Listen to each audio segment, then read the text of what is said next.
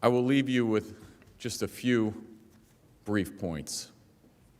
First, I want to express, on behalf of our entire team, our gratitude.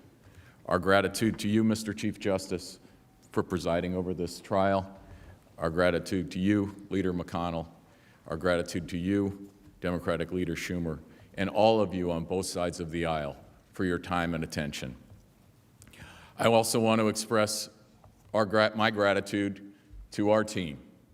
It's large, and with a large number of people who have helped in this effort. I won't name them all, but I want to thank them for their effort and their hard work in the defense of the Constitution, in defense of the President, in defense of the American people's right to vote. I want to thank, as members of that team, the Republican members of the House of Representatives who have also been engaged in that effort throughout this entire period of time, and the Democrats in the House who voted against this partisan impeachment. And I also want to thank the President of the United States for his confidence in us to send us here to represent him, to all of you in this great body, and for all he has done on behalf of the American people. I would make just a couple of additional points. Number one, as we've said repeatedly, we've never been in a situation like this in our history. We have an impeachment that is purely partisan and political. It's opposed by bipartisan members of the House. It does not even allege a violation of law. It is passed in an election year, and we're sitting here on the day that election season begins in Iowa. It is wrong.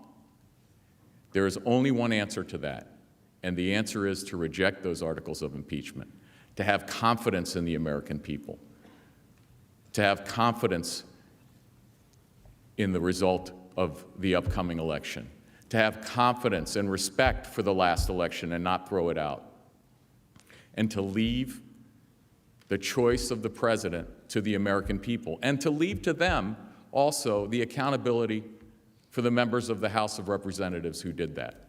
That's what the Constitution requires. Point number two, and I think that should be done on a bipartisan basis, and that's what I ask you to do. Point number two, I believe the American people are tired of the endless investigations and false investigations that have been coming out of the House from the beginning, as my colleague, Mr. Cipollone, pointed out. It is a waste of tax dollars. It is a waste of the American people's time. And I would argue, more importantly, most importantly, the opportunity cost of that. The opportunity cost of that. What you could be doing, what the House could be doing, working with the President to achieve those things on behalf of the American people is far more important than the endless investigations, the endless false attacks, the besmirching of the names of good people.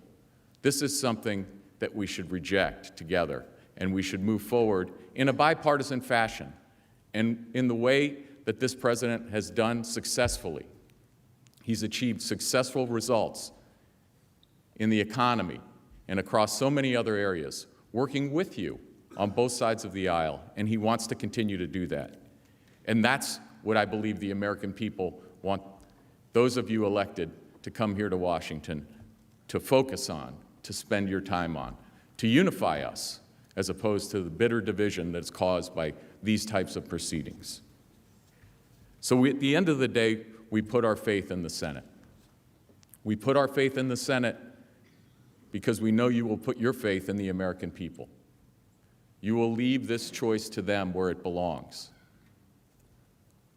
We believe that they should choose the President. We believe that this President, day after day, has put their interests first, has achieved successful results, has fulfilled the promises he made to them, and he is eager to go before the American people in this upcoming election.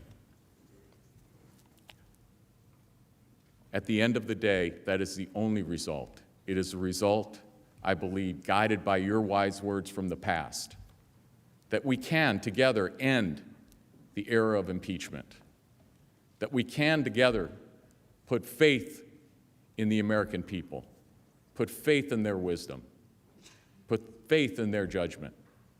That's where our founders put the power. That's where it belongs. And I urge you,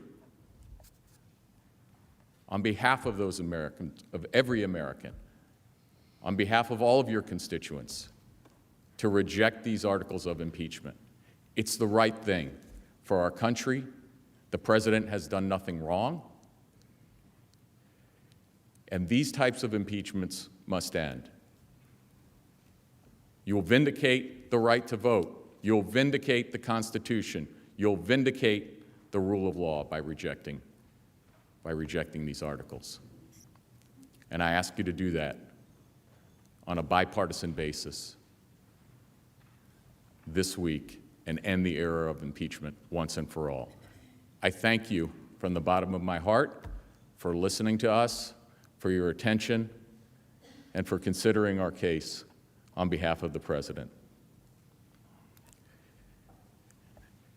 I come here today to ask you, reject these articles of impeachment. Reject these articles of impeachment. I thank you for granting us the permission to appear here in the Senate on behalf of this president. And I ask you, on his behalf, on behalf of the American people, to reject these articles. Thank you.